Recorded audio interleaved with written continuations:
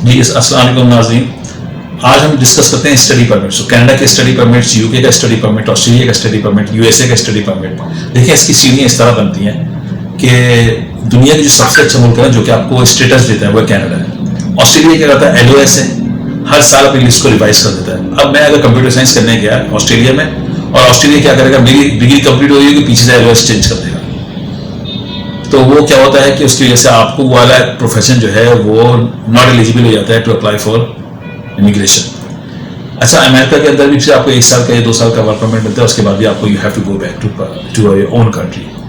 Similarly UK के अंदर तो स्टेटस मिलता ही नहीं है। यूके का तो मामला भी ऐसा है जैसे गुलशन नेपाल तो पूरा या डिफेंस पूरा हो गया जैसे यूके हो गया। तो यूके के अंदर तो ना आप कोई काम करने के काबिल होते हैं, सिर्फ डिग्रियां करके वापस आ जाते हैं। कितने लोग बेचारे जो यूके से पढ़ के आ जाते हैं, बस वहाँ पे एक डिग्री करके वापस आ जाए, वहाँ पे एक इंडस्ट्री काम कर रही है पूरी एजुकेशन की। तो अब आपका सबसे पहली सीढ़ी कनाडा है, दूसरी सीढ़ी जो है वो यूएसए, ऑस्ट्रेलिया में 3 नंबर पर रखता हूँ। दूसरी सीढ़ी जो है आपकी अमेरिका है, तीसरी सीढ़ी आपकी ऑस्ट्रेलिया है, चौथी आपकी यूके है, 5 आप मलेशिया, सिंगापुर, बैंकॉक, हांगकॉन्ग चले जाते हैं बेकार जगह है पढ़ने के लिहाज से, या यहाँ पे कोई फायदा नहीं है डिग्री लेने का, इससे बेहतर है पाकिस्तान में ही पढ़ लें। तो आप इन 4 कंट्रीज के अंदर अगर आप पढ़ने जा रहे हैं, हाँ जर्मनी बेहतर है अगर आपको जर्मन आएगी। लेकिन जर्मनी के अंदर आपको मसला ये आता है कि जर्मनी के अंदर क्योंकि हमारी कम्युनिटी बहुत कम है, अगर आप जर्मन सीख लेते हैं, वहाँ डिग्री कर लेते हैं और आपको स्टेटस मिल जाता है, सिटीजनशिप मिल जाती है, तो बस वहाँ पे आप ये कोशिश करें कि दीनदारी के साथ लगे रहें। क्योंकि जर्मन के अंदर मामला ये है कि बहुत मिनॉरिटीज़ में हम तो हलाल फूड्स की और चीज़ों की प्रॉब्लम तो आती है। लेकिन जर्मन इस लिहाज से बेहतर है कि चलें कम से कम कहने आपको जर्मन पासपोर्ट मिल जाता है, चीज़ें चल रही होती हैं और पढ़ाई के पैसे नहीं देने, ये आपको फ़ायदा है। तो जिनके पास बिल्कुल भी पैसे नहीं है और ग्रेड्स अच्छे हैं तो जर्मनी की तरफ जाए, और जिनके पास कुछ पैसे हैं, कुछ पैसे क्या है, अच्छे खासे पैसे होने चाहिए। क्योंकि कनाडा ने अब क्या कर दिया, आपको पता है कि कनाडा के अंदर जो SGS प्रोग्राम आया है, SGS प्रोग्राम क्या है, student direct, S for student, D for direct, S for stream. Student direct stream के तहत गवर्नमेंट ऑफ कनाडा ने 11 या 12 कंट्री की दुनिया की सिलेक्ट किया कि हम इन कंट्री के अंदर जल्दी प्रोसेस करेंगे। जब ये लॉ पास किया तो उन्होंने कहा कि हम 20 दिन में प्रोसेस कर देंगे। तो वेबसाइट पे लिखा हुआ है कि 20 डेज में हम स्टडी परमिट को प्रोसेस कर देंगे। आप बिलीव कीजिए, हमने भी यही कन्वे कर दिया आगे, या 2-2 महीने। हाँ, पहली मेरी एप्लीकेशन थी कराची के स्टेशन कमांडर थे, उनकी बेटी का मैंने किया था, वो पहली एप्लीकेशन थी 2019 के अंदर जब ये लॉ आया था। तो वाकई मुझे 13 दिन में वीज़ा आ गया था। लेकिन उसके बाद जो है ना, अब तो ये 2-2 महीने 3-3 महीने स्टूडेंट डायरेक्ट स्ट्रीम में चल रहा है। इन्होंने क्या किया, $20,000 कर दिए, $20,635 Canadian, 20,635 Canadian dollar. You have to buy a GIC, Guaranteed Investment Certificate। यानी आपको एक सर्टिफिकेट लेने होते हैं गवर्नमेंट ऑफ कनाडा से। वो सर्टिफिकेट इनकैशेबल ऐसे नहीं है, अगर वीजा रिजेक्ट हो गया तो टोटल 100% इनकैशेबल है। लेकिन अगर वीजा लग जाता है तो आपको हर महीने, पहले महीने आपको $3,000 मिल जाएंगे, फिर उसकी वो 12 किस्तें बनाएंगे। पहले $10,000 थी तो पहले मिल जाते थे बच्चे को $2,000। अब ये हो गई $40,000, तो अब आपको $4,000 मिल जाएंगे जैसे आप पहुंचेंगे। उसमें आप अपार्टमेंट लेते हैं, अपार्टमेंट का एडवांस रेंट देते हैं, ग्रॉसरी लेते हैं, चीज़ें करते हैं। तो ये 20,635 फॉर GIC एंड ऑलमोस्ट 17, 16, 14, 18, $19,000 एक साल की advance tuition fee you have to pay to the university. तो अब आपके पास 40,000, अगर आप 18,000 यहाँ लगाऊँ, 21,000 वहाँ लगाऊँ, तो तकरीबन मिलता है $39,000-40,000 which is equal to 85 lakh Pakistani. अब 85 लाख पाकिस्तानी, एक बच्चा जो 17-18 साल का है तो उसका वालिद पे करेंगे वो, या वो बेचारा वो इधर उधर से चचा से, मामू से, ताया से कुछ से तो लेगा, जमा करेगा, फिर वो कनाडा जाता है। तो इतना बड़ा अमाउंट हो गया है कि आप जब से इन्होंने ये $20,000 किए हैं, आप ये कंसेप्ट, पहले $10,000 थे और यूनिवर्सिटी की फीस 12-13 थी, अब यूनिवर्सिटी ने फीस भी बढ़ाती है। तो वो बच्चे जो कि कनाडा की तरफ डाइवर्ट हो रहे थे, अब उनका बहुत कम होगा। तो आप कनाडा में स्टूडेंट वीजा पे अगर आप जाना चाहते हैं तो really right now is very tough. Those who have intention to go on a study permit, they must have at least 84 lakhs rupees Pakistani cash money in their hand. So this money you have to transfer to the Canada. 50% you have to pay for tuition fee and 50% you have to pay for your GIC certification. So you are able to go to Canada if you have this sort of amount. If you don't have this amount, please do not give to anyone a single penny. This is my strongly advice to you. फिर आप Canada की तरफ मत देखिए।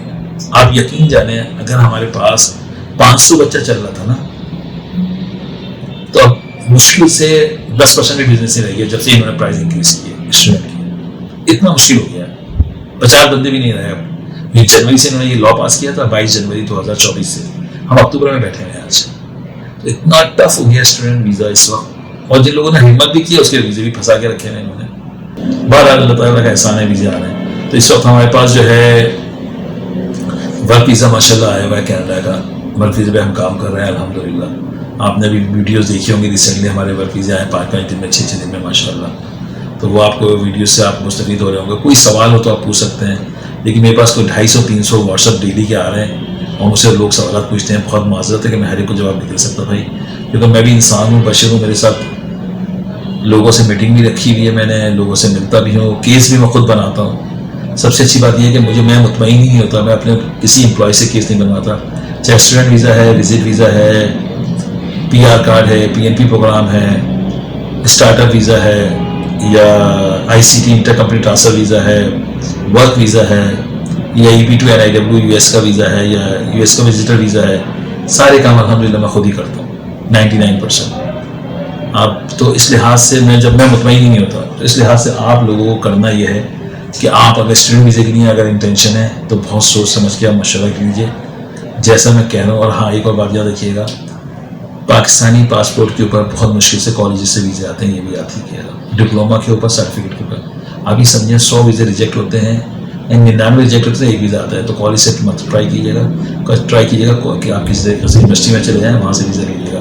और जो लोग Canada के अंदर हैं, अगर उनको कोई मसला आ रहा है, अगर उनके 499, 510 पॉइंट्स हैं एक्सप्रेस हिंदी में, और वो क्वालिफाई करना चाहते हैं अपने आगे प्रोग्राम में, जैसे 539 पे ड्रॉ ये करने एक्सपीरियंस क्लास की, वो हमसे रब्ता कर सकते हैं। उसमें हम इंशाल्लाह ताला की फैसिलिटेशन उनको देंगे, उनको बताएंगे किस तरीके से आप क्वालिफाई कर सकते हैं। वही हमारे पास अल्हम्दुलिल्लाह एक तरीका है, अभी हम कर रहे हैं लोगों के लिए काम। तो ये इनसाइड कनाडा वालों के लिए है, और आउटसाइड कनाडा वाले तो बिल्कुल भूल जाएँ। इस वक्त बहुत मुश्किल हो गया है काम, ऑनेस्टली बता रहा हूँ। किसी को भी पैसे मत दीजिएगा, एक से बड़ा एक चोर डाकू पड़ा हुआ है लूटने के लिए लोगों को। क्योंकि इस वक्त दुनिया में सबसे अच्छा बिजनेस कंसल्टेंसी है। लोगों ने धनाधन दुकानें खोली हैं, जगह जगह हर स्टॉप पे एक दुकान खुल रही है। जैसे मतलब कुल्फी वाले बैठे होते हैं, हमारी बसें गुजर रही होती हैं, धनाधन एक होता है, दूसरा खोलता है, और इसी तरह कंसल्टेंट ने खोली। जिसको BA के बाद कोई जॉब नहीं मिल रही, BCom के बाद कोई जॉब नहीं मिल रही, या BSc BCom में फेल हो गया, और कंसल्टेंसी खोल लेते हैं। और बातें अच्छी करना चाहिए, और बातें तो अच्छी कर ही लेते हैं, पैसा जेब में आ रहा होता है। तो मेरे पास आते हैं, कहते हैं इससे अच्छी तो बिजनेस है। और कोई लाइसेंस की और किसी चीज़ को कहते हैं क्या ज़रूरत है, कौन यहाँ के चेक कर रहा है। पाकिस्तान में पकड़ना पकड़ना तो है नहीं किसी को, FIA अपने बेचारे काम में मसरूफ़ हैं, चीज़ें क्या कहें, किसी को कोई किसी को नहीं पकड़ता। बगैर लाइसेंस के लोग 15-15 साल से काम कर रहे होते हैं, बस फिर लूटते गाटते हैं, चले जाते हैं। तो आप लोग अपने पैसे को खुद बचाइए। कहीं मशवरे की ज़रूरत है, मशवरा कर सकते हैं, लेकिन मैं सबको मशवरे नहीं दे सकता। सब लोग कोशिश करें वीडियो से हेल्प लें, नेट के ऊपर जो टिप्स दी जा रही हैं उससे रहें। मुझे कोई ज़रूरत नहीं कि आप मुझे आएँ 5000 रुपये मेरी मीटिंग के दें, मुझे कोई ज़रूरत नहीं है। मैंने सब मीटिंगें बंद की हैं, क्योंकि मैं मीटिंग कर ही नहीं सकता, मेरे पास काम इतना ज़्यादा है। मैं इसीलिए ये मूवीज़ बना के भेज रहा हूँ आपको कि आपको कोई ज़रूरत नहीं है मेरे ऑफिस में आकर मुझे 5000 रुपये दें। मुझे आपके 5000 की बिल्कुल कोई ज़रूरत नहीं है। ये 5000 रुपये इसलिए रखे हुए कि हर कोई मुँह उठाए चला देता कि सर मुझे भी बता दें, किसी को मना कर नहीं सकते।